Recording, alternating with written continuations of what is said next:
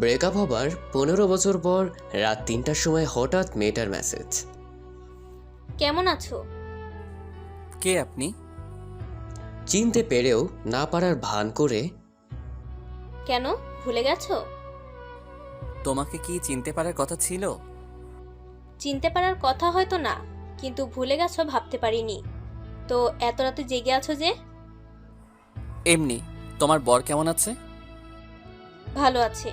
আর তোমার বউয়ের কি খবর? বউ নেই। আর মেয়ে না ছেলে? কেন এখনো বিয়ে করোনি? মেয়ে। চেয়েছিলাম তোমার হতে, পারি নাই, তাই বিয়েও করি নাই। কথাগুলো লিখে মুছে ফেলল। নাম কি মেয়ের? কার মতো হয়েছে? ইসরাত জাহান মেঘা। কথা ছিল তোমার আর আমার বেবির নাম রাখবো এইটা। হ্যাঁ, বাচ্চাটা তোমার, কিন্তু তার বাবা আমি না। এবারও কথাগুলো লিখে তাকে না দিয়েই মুছে ফেলল সে। সুন্দর নাম। তুমি কি বিজি? না তো। এত দেরি করে রিপ্লাই দিচ্ছ কেন? কারোর সাথে কথা বলছো নাকি?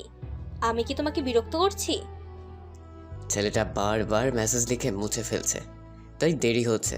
কিন্তু মিথ্যা কথা বলল মেয়েটা। একটা মেয়ের সাথে কথা বলছি, আর মাঝে মাঝে তোমার মেসেজে রিপ্লাই দিচ্ছি। তুমি যে বললে এমনি জেগে আছো, বিরক্ত করছি তোমাকে? ভালোবাসো মেয়েটাকে? একটু বিরক্ত করছো। নতুন বান্ধবী বেশ ভালো মেয়েটা।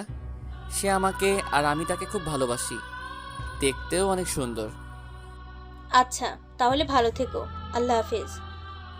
আল্লাহ হাফেজ।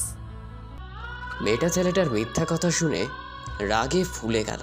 ছেলেটা তা ভালোই বুঝতে পারছিল।